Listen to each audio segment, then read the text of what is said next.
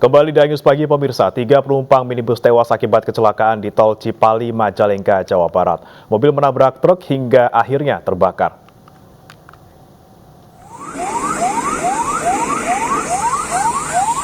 Sebuah minibus menabrak truk dan terbakar di tol Cipali, Majalengka, yaitu di jalur Cirebon menuju Jakarta. Mobil berpenumpang 6 orang dalam perjalanan dari Jawa Tengah. Saat melintas di kilometer 178.800, minibus menabrak bagian belakang truk dan terbakar. Akibatnya, 3 penumpang tewas dan 3 lainnya dirawat intensif di rumah sakit. Diduga, sopir minibus dalam kondisi lelah saat berkendara. Kemungkinan besar akibat tabrakan itu menyebabkan percikan api di mesin. Terlihat bahwa mesin dalam kondisi rusak, mungkin ada ceceran bensin di sana, kemudian akhirnya menimbulkan kebakaran. Polisi kini mencari sopir truk yang melarikan diri setelah ditabrak minibus pada malam kejadian. Dari Majalengka, Jawa Barat, Muhammad Zeni, iNews melaporkan. Ruas jalan dan sejumlah rumah di Lebak, Banten ambles akibat pergerakan tanah pasca diguyur hujan deras selama beberapa hari. Warga dievakuasi ke tempat yang lebih aman karena dikhawatirkan terjadinya pergerakan tanah selanjutnya.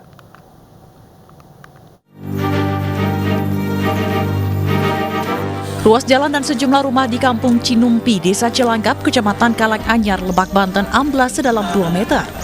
Hal ini akibat tingginya intensitas curah hujan di hulu Sungai Ciujung. Bahkan amblasnya tanah sudah terjadi di seberang sungai sejak Januari 2022 lalu. Menurut Dinas PUPR Lebak, tanah di bawah sungai ini cenderung labil sehingga membuat tanah terus bergerak menuju arah sungai.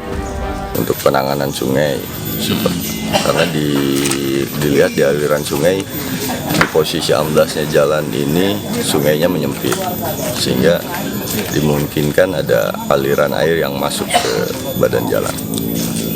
Selanjutnya mungkin kita rencana hari ini tim mau survei ke lokasi pengalihan arus ke arah Pasar Kupa. Kebutuhannya berapa? Nanti kita pertimbangkan dengan kebutuhan. Kalau seumpamanya jalan ini kita tangani darurat dulu. Warga mengaku kerusakan rumahnya hampir 70% dan sudah tidak bisa digunakan lagi. Nggak bisa total, ambruk. Sementara tinggal di mana, Bu? Rumah orang tua ngungsi. Ngungsi di tempat rumah orang tua ya. Dari pihak pemerintah setempat sudah ada bantuan? Sudah dari BPBD. Dari BPBD berbentuk logistik? Berbentuk makanan ya, makanan ya, berbentuk makanan. Sama popok bayi ya. Warga diimbau untuk waspada karena diperkirakan pergeseran tanah masih akan terus terjadi mengingat intensitas curah hujan cukup tinggi untuk beberapa hari ke depan. Dari Lebak, Banten, Iskandar Nasution, iNews melaporkan. Jenazah putra Ridwan Kamil Emeril Khan Mumtaz atau Eril dijadwalkan tiba di Indonesia pada hari ini. Sejumlah persiapan digelar mulai dari kedatangan di Bandara Soekarno-Hatta, Tangerang, Banten, hingga di lokasi pemakaman Eril di Cimaung, Bandung, Jawa Barat.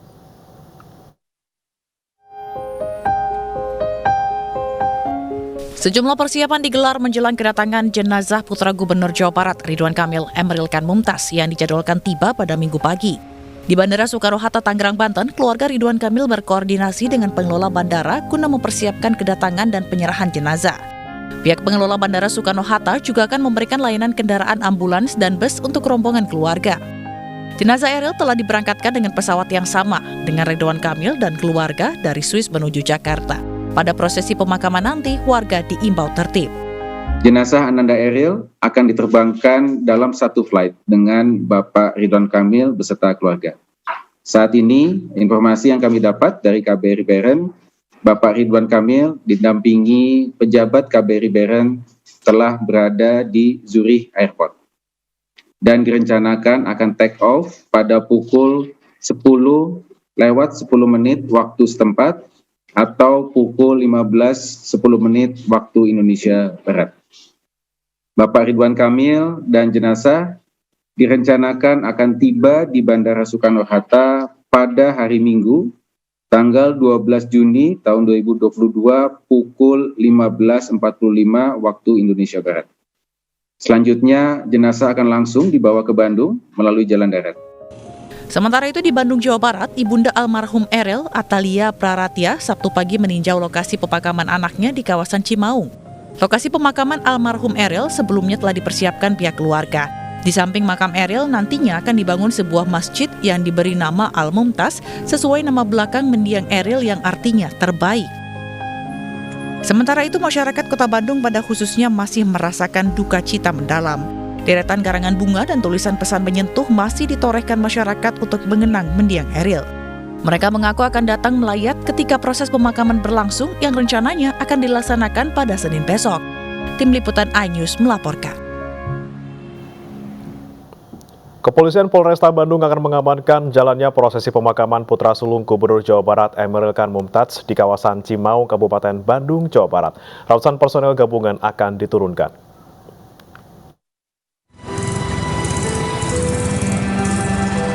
Petugas kepolisian dari Polresta Bandung akan melakukan pengamanan secara maksimal pada jalannya prosesi pemakaman almarhum putra sulung Gubernur Jawa Barat Ridwan Kamil Emeril Kan Mumtaz yang rencananya akan dikebumikan di kawasan Islamic Center Cimaung, Kabupaten Bandung, Jawa Barat. 150 personel gabungan dari Satpol PP dan Dishub untuk mengamankan perjalanan jenazah hingga ke peristirahatan terakhirnya. Pihak kepolisian akan membatasi pelayat yang masuk ke area pemakaman sesuai dengan hasil rapat dengan pihak Pemprov Jawa Barat. Selain di lokasi pemakaman, petugas kepolisian juga akan mengamankan jalur atau rute yang akan dilalui oleh rombongan jenazah dan keluarga dari titik awal sampai ke lokasi pemakaman. Rencananya dari pihak Pemprov yang akan melaksanakan kegiatan press conference berkaitan dengan prosesi pemakamannya. Dari kami, Polresta Bandung, kami hanya akan menyampaikan terkait dengan pola pengamanan yang akan kami laksanakan. Kami menyiapkan kurang lebih sekitar 150 personil dengan gabungan Satpol PP dengan Dishub. Dan dari situ kami akan membatasi yang boleh masuk dengan yang tidak ke area pemakaman. Bagi masyarakat yang hendak datang menyaksikan prosesi pemakaman, diimbau untuk tetap tertib dan mengikuti arahan petugas di lokasi. Dari Kabupaten Bandung, Jawa Barat, Erik Fahrizal, iNews melaporkan. Ibunda Eril, Atalia Praratia meninjau lokasi pemakaman anaknya di kawasan Cimaung, Bandung, Jawa Barat. Sementara sang ayah Ridwan Kamil menyiapkan desain peti jenazah dan sebuah masjid yang diberi nama Al-Mumtaz.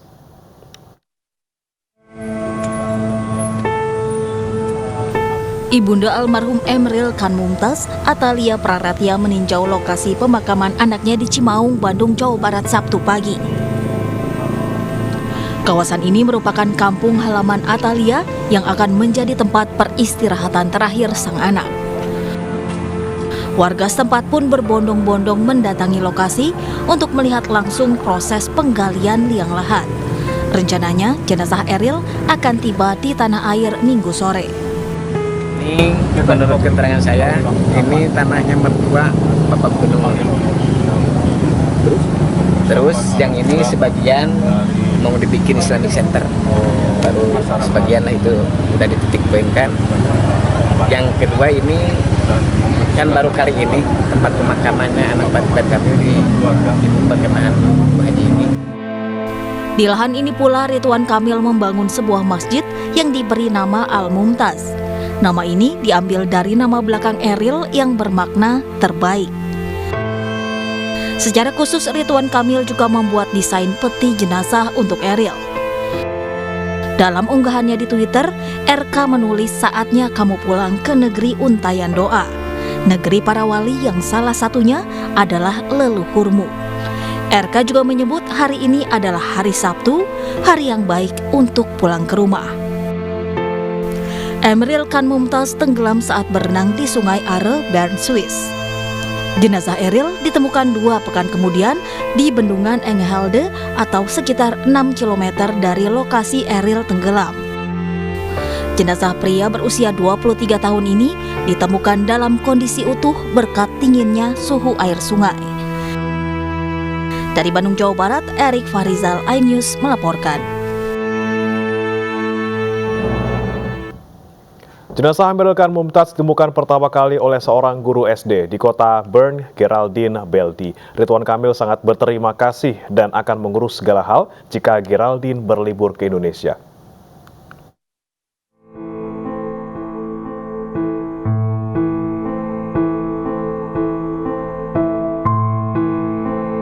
Ridwan Kamil mengucapkan banyak terima kasih kepada Geraldine Beldi, seorang guru SD di kota Bern, Swiss yang pertama kali menemukan jenazah Eril di bendungan Engelhalt.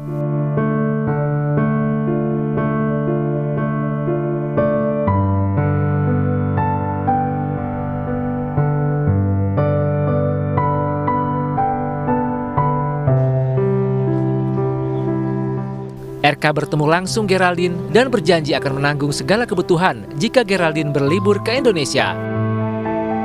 Sementara menurut Geraldine, sejak berita tentang Eril tersebar, dirinya selalu melihat ke arah sungai setiap harinya hingga akhirnya menjadi orang pertama yang menemukan dan melaporkannya ke polisi. Jenazah Eril ditemukan pada 8 Juni pagi waktu Swiss. Setelah melalui pemeriksaan DNA serta pemulasaran jenazah oleh ulama Swiss, Eril akan dipulangkan pada hari Minggu, satu penerbangan bersama Ridwan Kamil untuk dimakamkan di Bandung, Jawa Barat.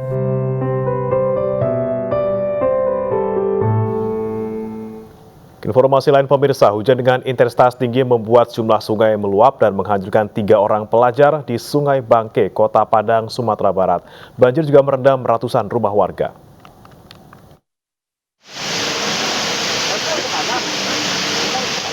Hujan deras yang mengguyur Kota Padang seharian meluapkan sejumlah sungai yang berada di Kota Padang.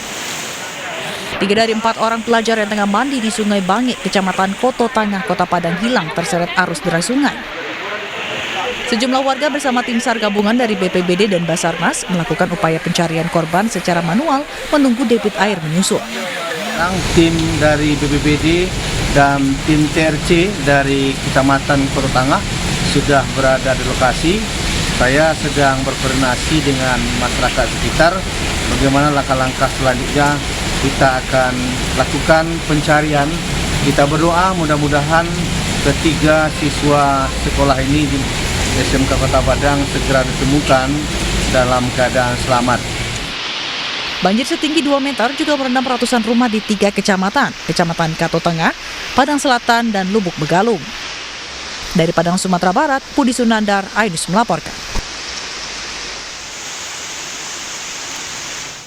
Diduga tak bisa berenang, seorang bocah berusia 5 tahun tenggelam di kawasan Grogol, Jakarta Barat. Beruntung bocah tersebut berhasil diselamatkan oleh seorang petugas Transjakarta.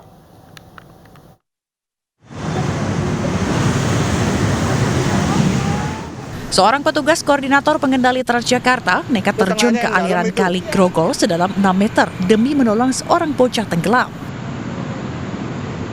Peristiwa bermula saat kedua kakak beradik yang sehari-hari berjualan tisu di kawasan Grogol tersebut diduga ingin berenang. Namun Naas, sang adik yang terlebih dahulu turun ke kali tenggelam lantaran tidak bisa berenang. Melihat hal tersebut, sang kakak langsung berteriak meminta pertolongan. Dan saya yang mendengar itu langsung menghampiri melihat ada apa di bawah kali. Ternyata ada seorang anak kecil lelaki sekitar umur 5 tahun itu tenggelam yang kelihatannya hanya kepala dan tangan saja. Dalam waktu hampir 8 menit, akhirnya korban yang berusia 5 tahun berhasil diselamatkan dan dibawa naik ke daratan. Dari Jakarta, Miftahul Gani, Ainus melaporkan. Jari tengah seorang pemuda terjepit di saringan bak pencuci piring hingga memerah dan membengkak. Demi menyelamatkan jari korban, petugas damkar memotong saringan tersebut menggunakan mesin pemotong berukuran mini.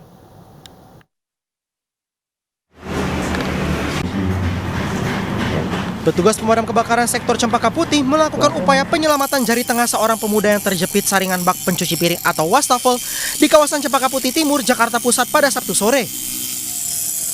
Diketahui peristiwa ini terjadi saat korban tengah membersihkan wastafel dengan memasukkan jarinya ke dalam lubang saringan.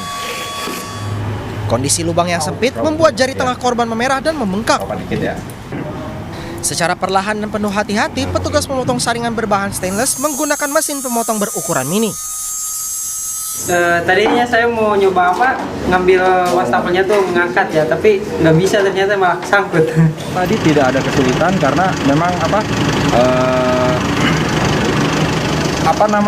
ininya tipis ya, itunya tipis, jadi tidak terlalu banyak mendapat kesulitan. Atas peristiwa ini petugas mengimbau kepada warga agar segera melapor jika membutuhkan pertolongan. Dari Jakarta, Rani Sanjaya, iNews melaporkan. Seorang warga Jatipurno, Kabupaten Wonogiri dikabarkan hilang sejak April lalu. Keluarganya mengaku mendapat ancaman dan dimintai uang tebusan.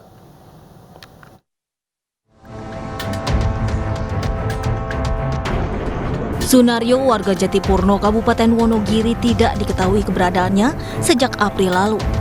Pria yang memiliki bisnis jual beli kendaraan ini menghilang setelah mengembalikan mobil yang digadaikan orang di Desa Semagar, Kecamatan Girimarto.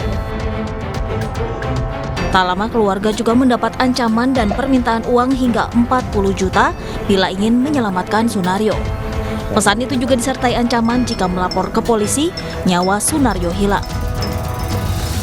Khawatir terjadi sesuatu, keluarga memutuskan melaporkan kasus tersebut ke Polres Wonogiri. Tak hanya laporan resmi, pihak keluarga pun juga meminta bantuan kepada orang pintar, namun tak ada hasil. Nomor suami saya, tapi itu bukan tulisan suami saya. Minta tebusan 40 juta dengan ancaman kalau suami saya mau selamat, suruh menebus uang 40 juta, begitu Mas. Dan tidak boleh lapor polisi atau tidak boleh lapor polisi.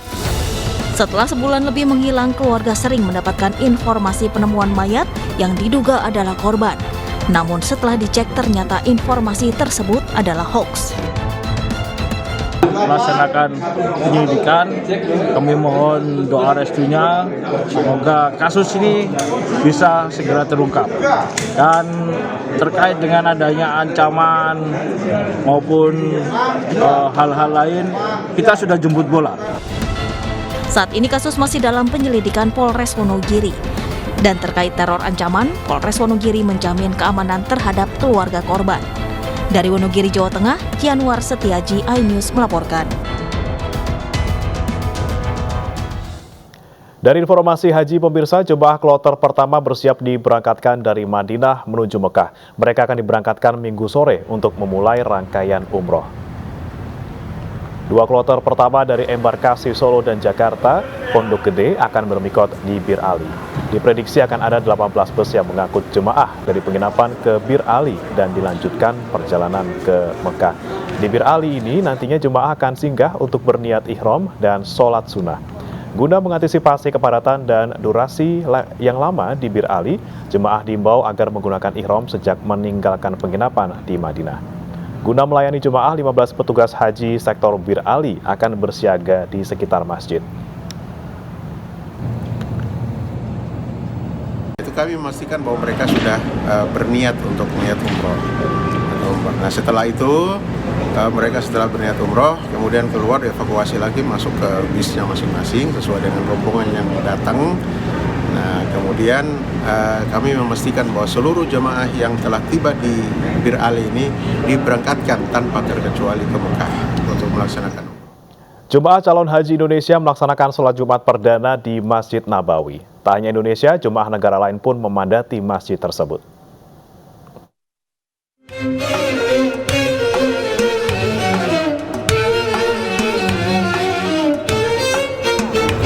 Ya pemirsa, hingga saat ini sudah lebih dari 16.000 jemaah asal Indonesia tiba di Madinah, dan saat ini tidak hanya jemaah dari Indonesia, namun jemaah dari berbagai negara lain juga sudah mulai memadati Masjid Nabawi dengan satu tujuan yang sama, yakni sholat Jumat di Masjid Nabawi. Jauh sebelum muazin berkumandang di Masjid Nabawi, ribuan jemaah calon haji telah berkumpul di pelataran masjid yang dibangun Rasulullah tersebut.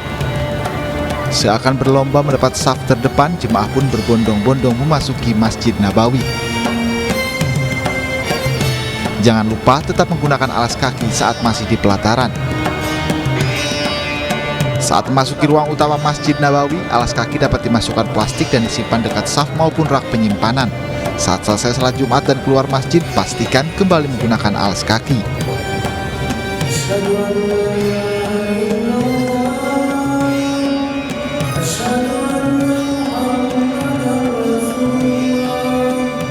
jemaah asal Indonesia, salat Jumat kemarin menjadi sangat spesial karena merupakan yang perdana sejak tiba di Tanah Suci.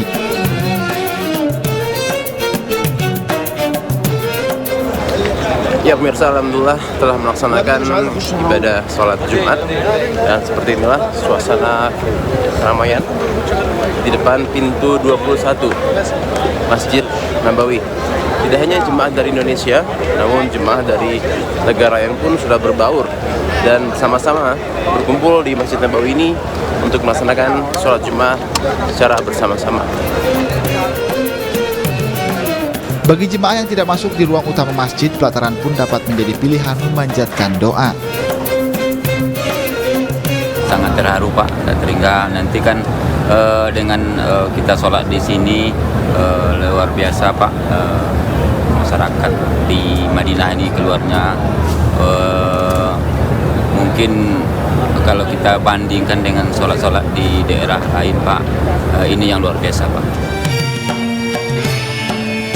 Saat musim haji, Masjid Nabawi menjadi pusat ibadah jemaah asal Indonesia saat berada di Madinah. Tidak hanya arba'in dan salat Jumat, jemaah kerap berkunjung ke Masjid Nabawi guna bermunajat di Raudah maupun berziarah ke makam Nabi Muhammad. Dari Madinah, Arab Saudi, Ahmad Sudraji, Ainus melaporkan.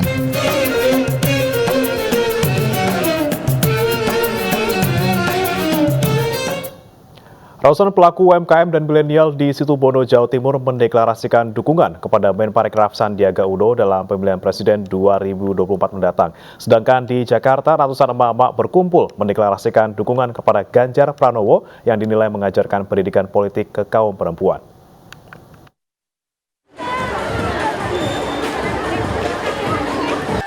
Ratusan mama perwakilan dari wilayah Jabodetabek mendeklarasikan dukungan kepada Ganjar Pranowo untuk menjadi presiden periode 2024-2029 di Gedung Puspa Pesona Jalan Raya Taman Mini Jakarta Timur Sabtu pagi.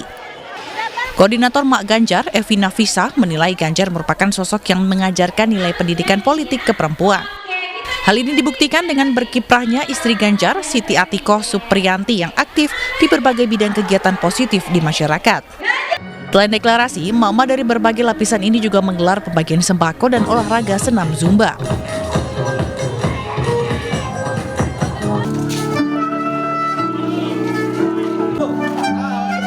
Ratusan pelaku UMKM hingga milenial mendatangi pelatihan handicraft Cindramata yang digelar relawan pendukung Sandiaga Uno di Desa Kelatakan, Kampung Pesisir Timur, Situbondo, Jawa Timur. Ketua relawan Sandi Uno Fans Club Situbondo, Yudik Ferdiansyah mengatakan pelatihan memanfaatkan barang bekas ini untuk memacu kreativitas masyarakat agar bisa menghasilkan pendapatan ekonomi lebih. Yuk, Sandi Uno! Selain pelatihan handicraft, ratusan masyarakat mendeklarasikan mendukung Menparekraf Sandiaga Uno untuk maju sebagai capres di Pilpres 2024. Mereka meyakini Sandiaga bisa membangkitkan perekonomian Indonesia. Sebagai militan yang setia, deklarasi relawan Sandi Uno mendukung Sandi Uno Republik Indonesia tahun 2024. Mencapai suatu keberhasilan tidak semudah membalikan telapak tangan karena butuh perjuangan dan pengorbanan. Hal tersebut tertuang dalam buku Kasat Jenderal TNI Dudung Abdurrahman, Loper Korang dari Jenderal. Dalam peluncuran bukunya Loper Koran Jadi Jenderal, Kasat TNI Angkatan Darat Jenderal Dudung Abdurrahman di Mabes TNI Angkatan Darat membagikan cerita perjuangannya sedari kecil hingga dewasa dan akhirnya menjadi seorang prajurit TNI. Tumbuh besar dalam kekurangan secara ekonomi tidak mengurungkan niatnya untuk bisa mengejar mimpi. Bahkan pahit kehidupan dan kekurangan yang dihadapi menempa dirinya menjadi pribadi tangguh dan bertanggung jawab, yang tentunya berguna dalam bertugas. Selain meluncurkan buku biografi, Jenderal Dudung juga berdialog dengan para peserta. Turut hadir dalam acara ini Jenderal Purnawirawan AM Hendro Priyono dan penulis buku Imelda Bakhtiar. Terkoran waktu itu tuh memang benar. Jadi tidak semata-mata hanya cerita, nanti bisa ditanyakan kepada keluarga saya atau pengganti saya yang ngantor koran juga ada.